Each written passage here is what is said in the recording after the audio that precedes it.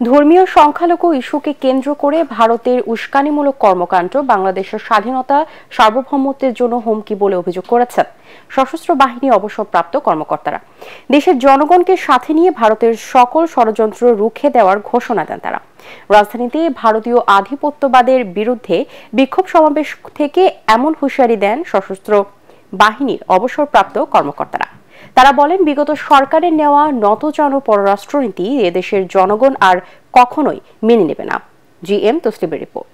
সঠিক প্যাড আর সঠিক তথ্য দিয়ে ইস্যু সামলে নিব এক হয়ে। Monalisa sanitary napkin.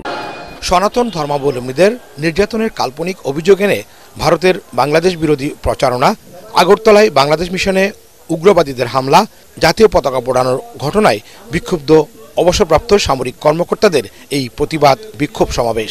ভারতীয় আগ্রাসনের প্রতিবাদে রাওয়া ক্লাবে সংক্ষিপ্ত সমাবেশ শেষে বিক্ষোভ মিছিল করেন সশস্ত্র বাহিনীর অবসরপ্রাপ্ত সদস্যরা। মহাখালী থেকে শুরু হয়ে প্রধান উপদেষ্টার কার্যালয় ঘুরে আবারও রাওয়া ক্লাবে গিয়ে শেষ হয় বিক্ষোভ মিছিল। এর আগে সংক্ষিপ্ত সমাবেশে সামরিক বাহিনীর অবসরপ্রাপ্ত কর্মকর্তারা বলেন, ভারতের কর্মকাণ্ড বাংলাদেশের স্বাধীনতা ও সার্বভৌমত্বের জন্য হুমকি হয়ে দাঁড়িয়েছে। বাংলাদেশে ভারতের দূতাবাস ও ভিসা অফিসের নামে অনেকগুলো অফিস কার্যকর আছে। আমরা ধারণা করি এই সমস্ত অফিস গোয়েন্দা বৃত্তি ছাড়া আর বিশেষ কিছু করে না। এ সময় তারা প্রধান উপদেষ্টা ডক্টর মোহাম্মদ ইউনূসের ডাকা জাতীয় ঐক্যে সাড়া দিয়ে বলেন, জাতির প্রয়োজনে যে কোনো সময় যে কোনো পরিস্থিতি মোকাবেলায় প্রস্তুত প্রশিক্ষিত কর্মকর্তারা। যখন আমাদের সার্বভৌমত্বের উপর হামলা হয়, আমাদের পতাকা পদদলিত হয়, আমাদের দূতাবাসে আক্রমণ হয়, তখন আমরা সশস্ত্র বাহিনীর সদস্যরা চুপ করে থাকতে পারি না।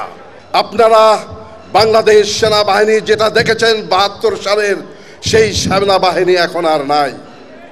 আমরা এখন যুদ্ধোপযোগী এবং যে কোনো শত্রু মোকাবেলায় প্রস্তুত।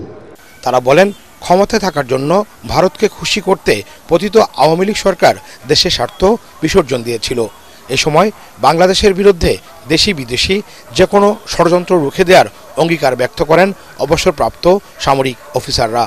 তারা আমাদেরকে আবার তাদের একটা ডিপ স্টেট হিসেবে পরিণত করতে চায়। We must stop everything in Bangladesh.